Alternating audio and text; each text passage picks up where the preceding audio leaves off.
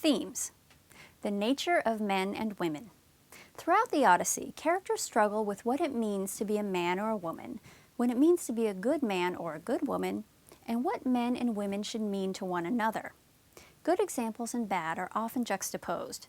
These can be contrasting versions of masculinity, for example, the strong Odysseus versus the weak suitors, or contrasting versions of femininity, such as the various women Odysseus encounters and sometimes sleeps with, Calypso, Circe, or Penelope. Fate versus self-determination. Why do our lives turn out the way they do?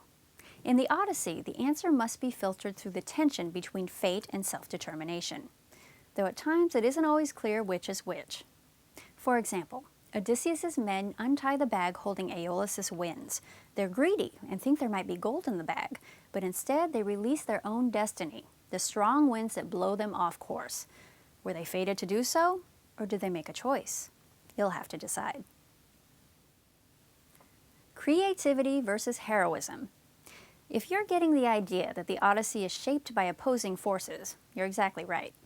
In Odysseus in particular, we see a conflict between creativity, especially trickery, and the bold physical prowess that defines a Homeric hero. In the athletic contests, or when he strings a bow no one else can string, he's extremely powerful. But he's also a trickster who sometimes seems to lie just for fun. The result is a highly complex character, and a man who doesn't always seem to know which part of him is most true. Who is Odysseus, really? Does he even know?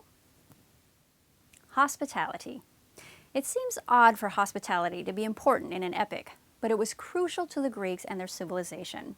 They lived in a very harsh world, and even had a special word, xenia, for the obligation between a host and a guest.